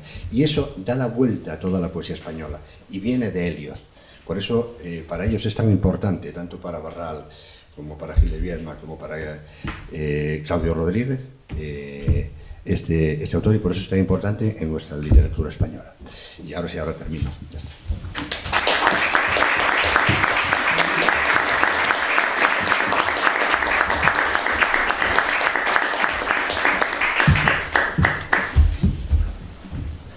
Bueno, yo creo que el acontecimiento literario de Ulises y de Joyce, yo creo que hemos tenido un acontecimiento literario hermoso de Inés y de Ricardo Labra. Por lo menos yo os puedo decir que yo así lo estoy viviendo y no dejo de sorprenderme y aprender cada vez con vosotros dos cosas interesantísimas. Bueno, yo creo que ahora podemos abrir ese coloquio, que con todo lo que nos han comentado tanto Inés como Ricardo, podemos establecer con ellos los comentarios y las preguntas que deseemos que se profundicen, o alguna duda que tengamos, o nuestra propia opinión crítica respecto a ellos, a Joyce y a Helios, y de lo que han comentado tanto Inés como eso. Cuando queráis podéis pedir las preguntas y nada, empezamos el coloquio. Yo primero daros las gracias. Lo primero, daros las gracias, y ahora me tengo que releer los dos. No lo he leído así, evidentemente, y ahora tengo mucha curiosidad en leerlo desde ese punto de vista. Los dos me los tengo que volver a releer y luego podré opinar. Ahora mismo estoy muda. No he leído bien ninguno de los dos libros. Sí, lo has leído, es tuyo, esa lectura es insustituible. Yo estoy hablando por Ulises, que te diga Ricardo. Pues de verdad que me apetece mucho verlo vivido, desde tu punto de vista, me gusta mucho. Lo que tú hayas vivido leyendo eso, pues eso es lo más importante, no lo que te pueda decir un crítico o alguna idea que haya podido dar yo. Mira, Joyce, como sabía la que había armado, preparó una guía, que la tengo por aquí, tremenda, que la pone en algunos libros. Esto solo ya te echa para atrás una barbaridad. La hora del día, el órgano del cuerpo, que tal... Nada. Fuera guías, las recomiendo para el que quiera adentrarse más. Pero si tú fuiste capaz de leer el Ulises, si fuiste capaz de terminarlo, te doy la enhorabuena, te felicito y te admiro, porque eres una buena lectora. Y nada de volver a leerlo, no, te habrá enseñado la vida cosas y tú misma, no lo que te haya podido yo decir. Y luego ya de tierra baldía que te diga Ricardo. Yo como soy del siglo pasado, hay obras que he leído con gusto, otras obligada. Estoy licenciada en Historia, con lo cual hay lecturas obligadas, pero de verdad que hay lecturas que simplemente has leído, pero nunca desde todo eso que nos habéis contado. Entonces, de verdad que me apetece releerlo, porque me voy a encontrar cosas que no he visto, que me las he pasado. Claro. Y es la sensación que tengo de lo que habéis hablado. Por eso os digo que gracias, porque apetece volver a ver lo que no has visto, que te lo has pasado. Bueno, pues muchas gracias. Ricardo, No, que te diga Ricardo lo que le parece a él. No, yo nada, estoy completamente de acuerdo. Que yo creo que hay obras en la literatura que, no sé el caso tuyo, ¿no? Porque lo leíste, pero hay gente que a lo mejor pues no leyó nunca Ulises o la Tierra Baldía. Y en cambio sí lo leyó porque está en nuestro acervo, ¿eh? Es decir, eso es como que no leer Quijote, pero en realidad hay mucho Quijote en cada uno de nosotros, ¿entiendes? Está inoculado por el idioma. Entonces esto, claro, uno lee a Gil de Viedma y ya lee cosas de Helios, ¿entiendes? Uno lee a Claudio Rodríguez y ya lee cosas de Helios, o a Valente, ¿entiendes? Entonces, claro, o a Barral. Está ahí. Uno leyó cosas, entonces hay veces que uno cree que no leyó, pero sí, porque forma, como decía Eliot, todo forma parte de un todo, ¿no? Sobre todo en estos autores tan preclaros, porque, por ejemplo, esos españoles igual se distinguieron por ser poetas cultos. O sea, que es algo diferenciador, porque lógicamente se ve en las poéticas. Ahora, sí, hace muchos años escribe mucha gente poesía, etcétera, ¿no? Pero tú, mirando a los grandes autores incluso, ¿quién escribió una poética de interés en el siglo XX, por ejemplo? Muy pocos autores. Y los que lo consiguieron, los que lo hicieron, precisamente forman parte de esta tipología, son a los que volvemos, ¿no? Hay hallazgos más o menos fortuitos del lenguaje, o hay poetas de lo sensorial, pero cuando uno se abisma en el misterio del lenguaje o de la dilucidación o tal, aparecen estos poetas y son en realidad, digamos que el que marca ese rumbo, pues es Eliot, con el bosque sagrado, al cual aspiran siempre muchos candidatos, porque en España había otro concepto distinto, que era la Torre de Marfil. Por ejemplo, Juan Ramón Jiménez siempre vivió en la Torre de Marfil. Y entonces, cuando la guerra civil, cuando marchó Juan Ramón y tal, pues hubo una disputa aquí en España para ocupar su sitio, y el que luchó encarnizadamente por ser el Juan Ramón español fue Vicente Aleixandre, en la casa de Lintonia. Quería ser como Juan Ramón, y era el que ponía la mano en los autores jóvenes y decía, tú vas a ser poeta, y tal, y como el obispo, ¿no? Llegaba ahí, ¿ya? Pero es distinto a esta tradición anglosajona, que retoman los poetas catalanes, y en realidad lo que hacen los catalanes es quitarle el poder a Madrid, y lo consiguen, hacen una maniobra. De hecho llevan a Aleixandre, que era un hombre bastante ingenuo, y lo llevan a Barcelona y tal, y en realidad lo llevan para desarmarlo, teóricamente, y luego el poder pasa a Barcelona con Barral, con las ediciones, con Coyur, con toda la maniobra generacional, por ejemplo, de los poetas del 50. Sí. Es muy difícil hacer una pregunta, pero yo a mí sí, creo que seguí muy bien igual. Con el micro. Me habéis transmitido a mí, por lo menos, que la literatura, me da igual la poesía que la prosa, es más que comunicación, conocimiento. Es decir, cómo la importancia del lenguaje, cómo el lenguaje te puede transmitir mucho más que lo que habitualmente nos transmite cualquier lectura de algo, sino que en realidad hay que entrar mucho más allá, mucho más profundo, y se puede hacer. Y es verdad que entonces te dice cosas que en la literatura, en la lectura lineal, desde luego no llegas a ello, ni te enteras, ni te lo transmite, pero que sin embargo sí se puede hacer. Me ha gustado muchísimo, me ha parecido, lo agradezco mucho, interesantísimo todo lo que habéis dicho. Pero, por ejemplo, en Joyce el conocimiento estorba. En Joyce el conocimiento estorba. Es una pena que Joyce haya sido tan culto y haya conocido tantas literaturas que te las meta en el Ulises. Es una enciclopedia. Él había leído todo y comprendía todo, el lenguaje original, tal.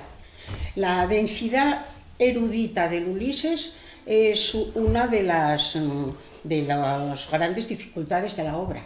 Yo la dejé. Pues no, claro, me parece muy bien que lo digas. Es que la dejamos todos. Sí. En cambio, la riqueza sensorial, Joyce que se pasaba el día por la calle, ir a un chigre y hacer de eso una polifonía, como, yo qué sé, cómo huele el sexo, como el color de la espiritualidad, eso es absolutamente maravilloso. Y sobre todo, la gran lección del Ulises es lo que decía él. No hay que tomar el lenguaje tan en serio. O sea, desde pequeños nos enseñan a escribir bien, cómo no, la corrección, ¿eh? Pero luego el lenguaje es el mundo del juego y es el mundo sobre todo de la irreverencia, ¿eh? En ese sentido, y no quiero hablar más porque ya he hablado mucho antes, nos han dado una lección los argentinos traduciéndolo. Por ejemplo, aquí solo se ha atrevido primero Valverde, porque es poeta, y luego Paco Tortosa, que es catedrático de Filología Inglesa, presidente de la asociación James Joyce, una personalidad, vamos a decirlo así. Que una persona que se dedica a los seguros y otro a la computación, y que no tienen formación de nada, y que saben inglés, bueno, traduzcan el Ulises. Bueno, ¿qué es una audacia? Ya lo sé, ¿cómo no? ¿Que hay que meterles en la cárcel? No, no hay que publicarlo, de acuerdo. Pero en sí mismo, ese ejercicio, digamos, de libertad, de imaginación, de irreverencia, de non serviam, es muy importante, porque eso es, por ejemplo, el espíritu de Cortázar en Rayuela, lo que os decía antes, ¿no? Entonces yo creo, fíjate, que los españoles en ese sentido somos un poco más temerosos. Tenemos que ser o catedráticos o académicos o algo para decir algo sobre Joyce. Gran error, porque Joyce es el mundo de la calle y desde luego era un personaje que sobre todo valoraba ir a restaurantes, beber vino hasta ponerse morado, etcétera, etcétera, ¿no? O sea, el mundo de los sentidos, el mundo de la juerga, la fiesta, los placeres, la comunicación y luego el conocimiento, sí, así, pero estorba, fíjate, ¿eh? No Que sé tú si dices... perdona, pero para eso creo que hay que tener mucho conocimiento, yo lo tenía. Y entonces puedes llegar a... Hombre, él tenía una especie de genialidad verbal, absoluta, ¿vale? Y luego tuvo audacia, y luego sobre todo algo que no he dicho, muy importante, un amor a Dublín infinito, ¿eh? Es como si yo tuviera ese genio de Joyce y pudiera escribir de Langreo, yo que vivo fuera, ¿eh? Además vienes aquí a Langreo y es igual que Dublín, feo, llueve, feo en el sentido de que no es pintoresco, para mí es lo más guapo del mundo. La gente en los chigres, hablan alto, ¡ay, qué guapo! Bueno, pues él sobre todo tenía un enorme amor por su ciudad, en la que no vivió más que hasta los 18 años, ¿eh? Eso también es muy importante, muy importante. Me gustaría saber si hay alguna experiencia aquí lectora del Ulises que nos la contara, bien a favor o en contra, porque eso me interesa mucho. Gente que lo ha dejado, como somos legión, yo también lo dejé, o gente que ha disfrutado con él, porque como es tan difícil, ¿eh? ¿Alguna experiencia?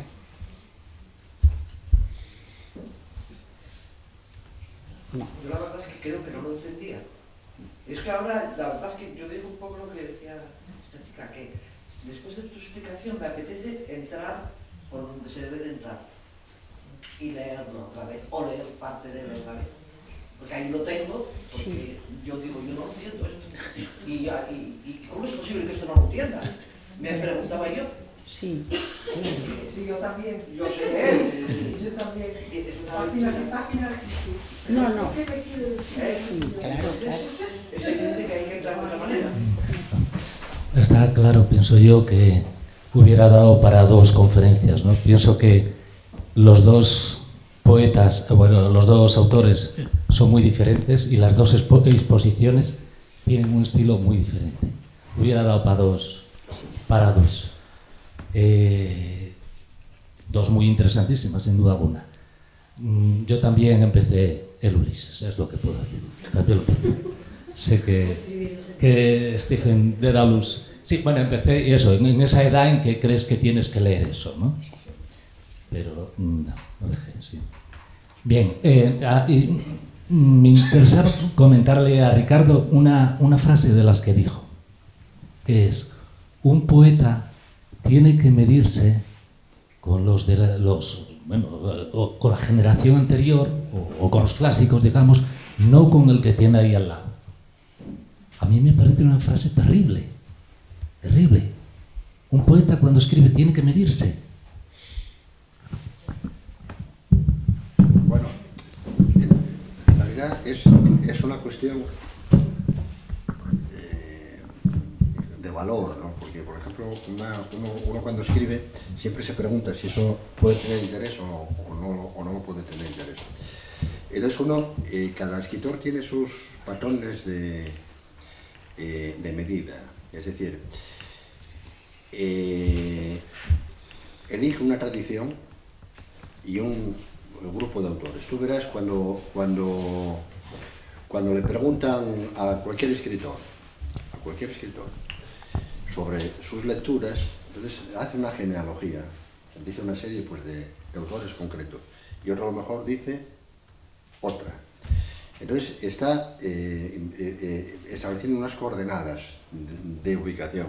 En realidad son los autores con los que él dialoga y con los que él interviene. Y en realidad hay mucho descubridor de mediterráneos. Hay gente que escribe y te presenta algo novedoso y en realidad he dicho, bueno, pero esto está hecho ya hace, ¿entiendes? Eso es como si alguien escribe sobre teoría literaria y dice, bueno, pero esto ya está. Es que hay que conocer qué es lo que dice Joyce y Eliot. Y yo creo que se refiere precisamente a eso. Yo no entiendo lo de la medida, no el casual, el que te llega, que puede servir de una manera coloquial. Pero lo verdadero es ese diálogo intemporal, más allá. A través de lo que nos va dejando el tiempo sedimentado, de lo que nos va dejando esa floración del bosque sagrado. Por eso, claro, Eliot es un poeta distinto y bueno, y a partir de ahí pues bueno, aquí en España también había la tradición de los poetas profesores, pero yo creo que modifica esa percepción. Es la aportación anglosajona, yo creo, a este tiempo después del simbolismo francés. Es lo que viene. Y si lo reflexionas un poco, verás que no es tan extraño. ¿Entiendes? Porque en realidad la literatura es un palimpsesto y entonces tienes que escribir o reescribir sobre lo escrito.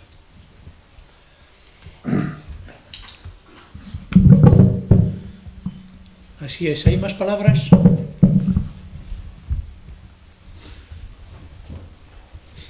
Roberto. Yo lo leí y tiene partes que son agradables, otras son un coñazo. Así de sencillo. Fantástico. Vi muchas veces los trabajos que hicieron en el teatro de Molly Blue por Magui Mira, que lo representó con diferentes maridos, que primero fue con Sánchez Sinisterra, después con Emilio Hernández, porque se casó 2 veces, en fin. Y eso es lo que me parece. O sea, que no te... Contasteis un poco, a ver, Ricardo hablaba del contexto. Yo creo que otra personalidad importante también que jugaba mucho con el lenguaje y creo que la edición de la primera vez que sale, además por fascículos en España, Luces de Bohemia, debe ser en el 22, justo estamos en el centenario, aunque la edición en libro debe ser del 24 o más o menos por ahí, ¿no? Sí. Pues con Valle Inclán pasaría un poco, ya lo sé que no tiene el corte, la ruptura, ni eso, ni romper de alguna manera el troquer, en la medida que lo hace Joyce, pero también lo hizo Valle Inclán, ¿no? Claro, es grandioso, Valle. Es que no hay que ser como Joyce, no hay que ser como Joyce.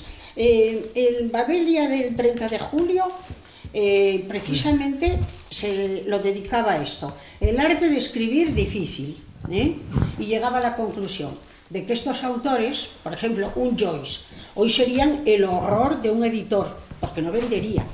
El editor se dedica a ganar dinero. No es como pues, Harriet Weaver o esas que adoraban a Joyce y adoraban la palabra y la literatura. Entonces yo leí esto por dentro y hablaba precisamente de La Tierra Baldía y de Ulises. Dice, son 2 clásicos, están en el canon para siempre, pero la gente no los lee. Vamos, yo lo digo aquí en voz alta, nadie lee el Ulises, y que yo sepa, y nadie lee La Tierra Baldía. ¿Deben de leerla? No. ¿Pasa algo por no leerla? Nada. En cambio, Valle Inclán, maravilloso, nuestro, en español, lo podemos leer, lo podemos representar, un genio, un irreverente.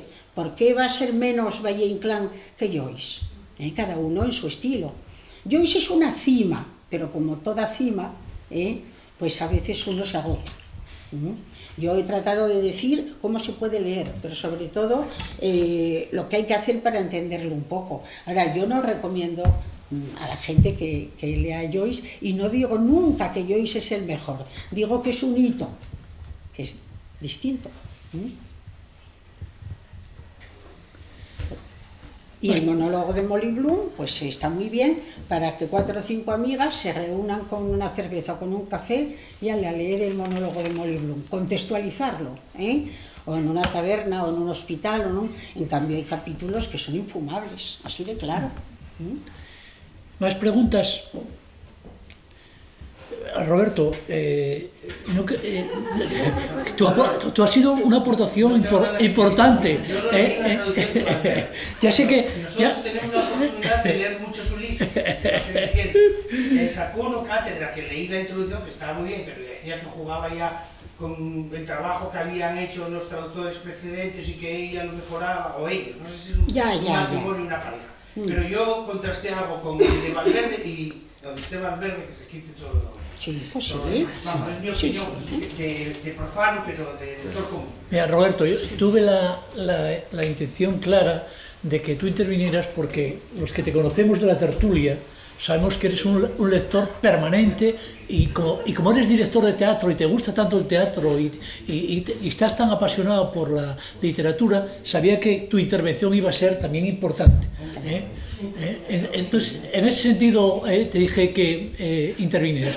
Y por favor, si hay alguien más que desee intervenir, para no señalar a nadie, que puedes pedir la palabra.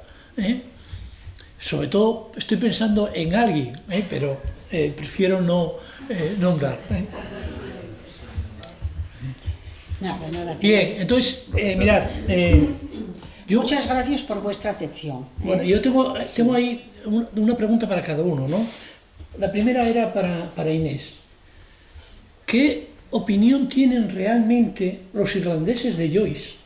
Porque él, como tú has dicho, la opinión que él tiene sobre los irlandeses está clara. Y la opinión que tienen los irlandeses sobre Joyce... Tremenda. A ver, la opinión que tiene Joyce sobre los irlandeses. Ya lo comentabas. Sobre Irlanda, que es distinto. Irlanda como nación, sí, que es el nacionalismo y la iglesia. Él a los irlandeses los adora. Y no digamos a los dublineses que están todo el día por la calle charando. Pero claro, luego Irlanda, que también es el nacionalismo puro en aquel momento, y la iglesia, es un poder extraordinario allí, lo consideraron siempre una oveja negra, un desdoro, una vergüenza nacional. Ya lo consideraron cuando hizo Dublineses, porque puso la palabra bloody, que quiere decir puñetero. Y bueno, aquello, salió el obispo de Dublín, todo el mundo rezando, etcétera, etcétera. Ya cuando salió el Ulises, pues en fin, yo creo que hubo, y no exagero, novenas incluso para redimir el alma de Dublín en manos de ese guarro y de ese indecente. Con lo cual, él tardó muchísimo en ser leído en Irlanda y en ser reivindicado. Tardó muchísimo, en los años 60, y esto es del 22. Pero es que además pasó una cosa tremenda, pobres irlandeses, porque luego son escritores excelentes, pero excelentes, como en todos los países, cuidado, que es que les acomplejó de tal manera que la generación siguiente a Joyce, y durante varios años, allí nadie se atrevía a escribir una novela después de esto, y sobre todo después de un retrato del artista adolescente, donde desnuda, es decir, que pone sobre la mesa que allí la iglesia manda más que nadie y que los curas reparten el pastel con 4 nacionalistas. Entonces, en Irlanda fue un blasfemo, un sinvergüenza y un asqueroso, así de claro, y una vergüenza nacional. ¿Qué pasó cuando se dieron cuenta de lo que tenían? Claro, ¿por qué se dieron cuenta? porque Joyce, mientras tanto, era del canon inglés. Él era un inglés, era un irlandés, pero en Irlanda no le querían. Él era literatura inglesa. Yo cuando daba literatura inglesa, el gran maestro era Joyce. Él no era inglés. Cuando se dieron cuenta los irlandeses que por fin fueron a república y se desgajaron de la corona británica lo que tenían allí, pues en fin, bastante bien, pero ya llevaba mucho tiempo muerto Joyce. En cambio ahora, tú vas a Dublín, pero hace mucho ya, vas el 16 de junio, yo lo he hecho varias veces, el Bloomsday, que este año ya lo han hecho en Madrid, que es recrear por toda la ciudad las estelas del Ulises. O sea que empieza uno desayunando empanada de riñones de cordero, que es lo que desayunó Leopold Bloom, etcétera, etcétera. Toda la ciudad es gente leyendo el Ulises, se visten como ellos, etcétera, etcétera. Claro, en este momento es el prodigio irlandés. Y lo que me extraña, en cambio, que yo eso no lo entiendo mucho y no lo ataco, Dios me libre, pero no hay que ser tan enamorado de lo ajeno, es que eso ya se haga en Madrid, la ruta de Joyce. Este año se hizo el Bloomsday y me parece genial, pero entonces tienen que hacer la de Galdós, porque es el que vivió allí, ¿comprendéis? O sea que bienvenido lo de Joyce, pero aquí también hay grandes genios y grandes escritores. Muy bien. Ricardo, de Eliot decías que una de las cosas fundamentales que él planteaba, un poco la pregunta de Julio, era que había que combinar la tradición y la actualidad, ¿no? Es decir, y siempre favorecer ese tipo de novedad que podía ser, en realidad, es lo creativo, ¿no? de toda la poesía, literatura y demás. Y decías que había dos poetas en España que Eliot había tenido una gran influencia en ellos, ¿no? Hablaste de Jaime Gil de Viedma, que, bueno, además de la relación personal que tenía, y García Montero. ¿Podrías ampliar un poco eso? Bueno,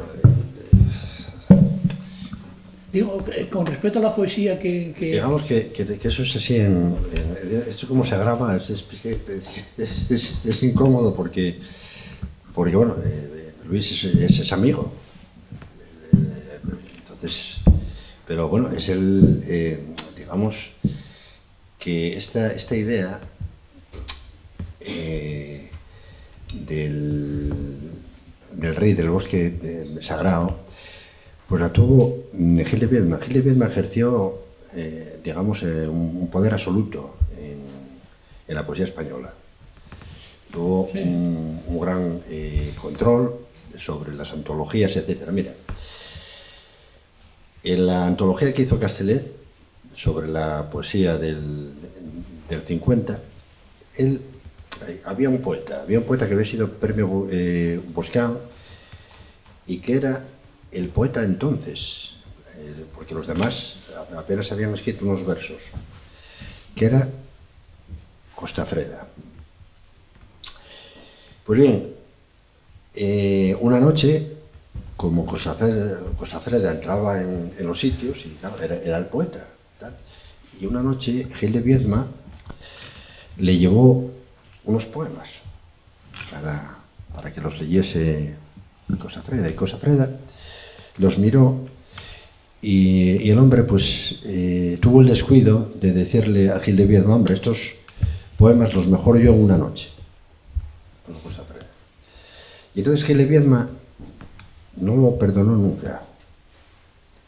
Por eso hay que tener mucho cuidado lo que se dice a los poetas y a los escritores, porque son muy mal tomados. Te persiguen hasta más allá de la tumba. Entonces,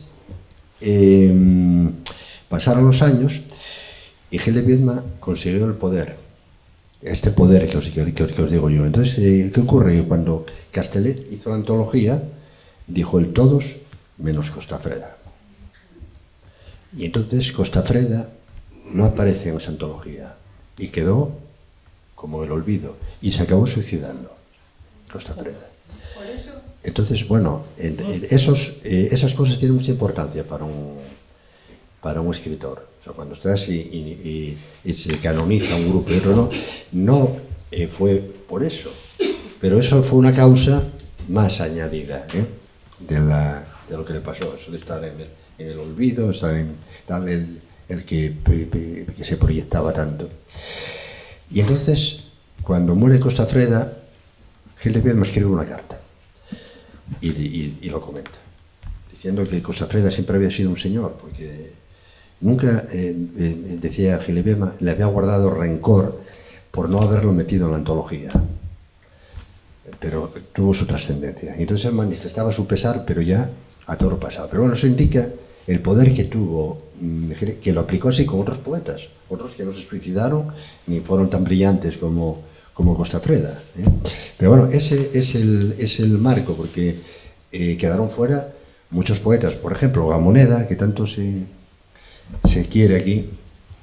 Gamoneda es un autor que no entró nunca en el grupo del 50.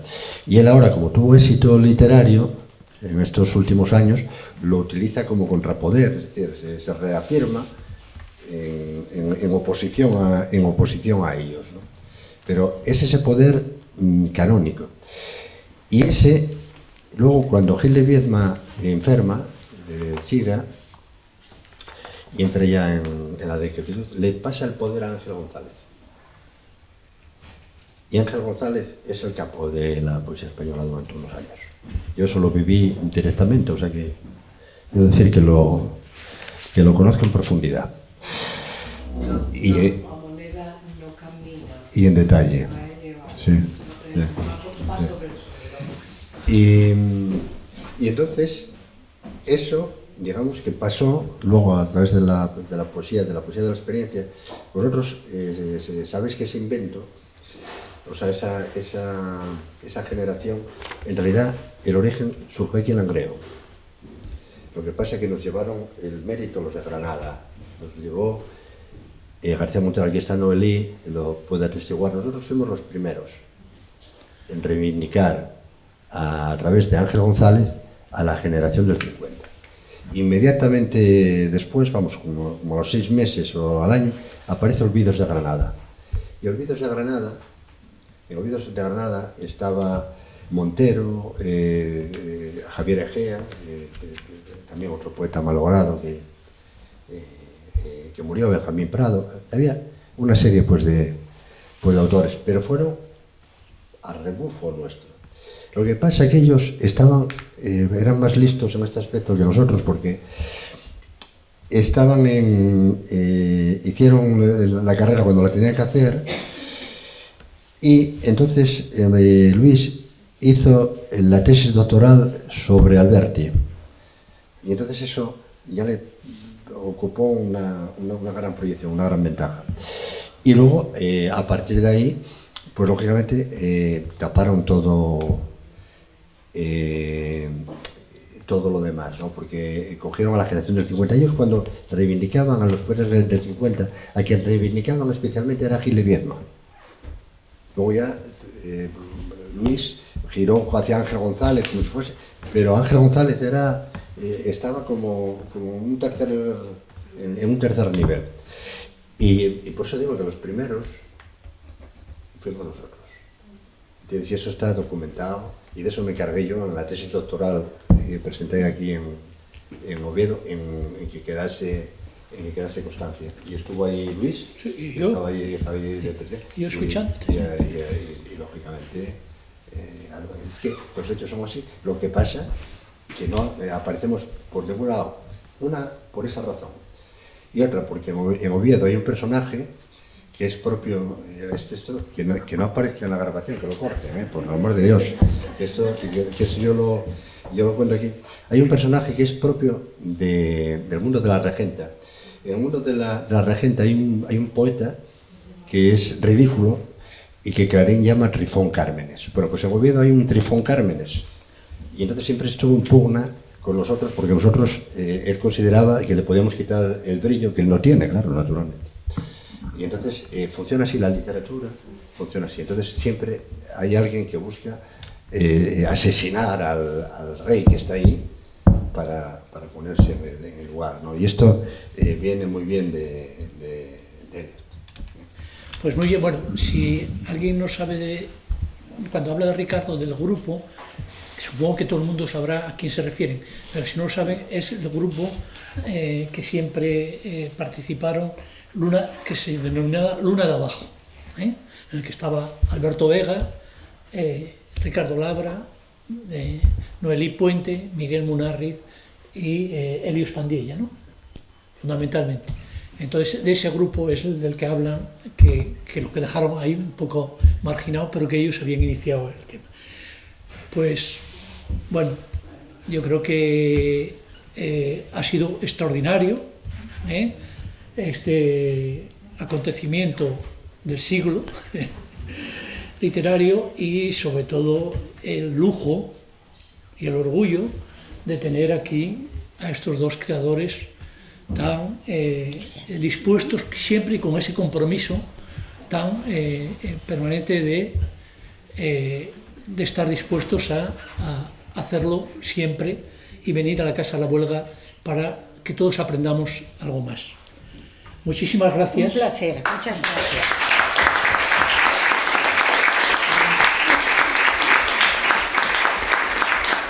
Muchísimas gracias a la representación del Ayuntamiento de Langreo, a Pamela Álvarez Fernández, por estar aquí presente apoyando desde la institución este acto.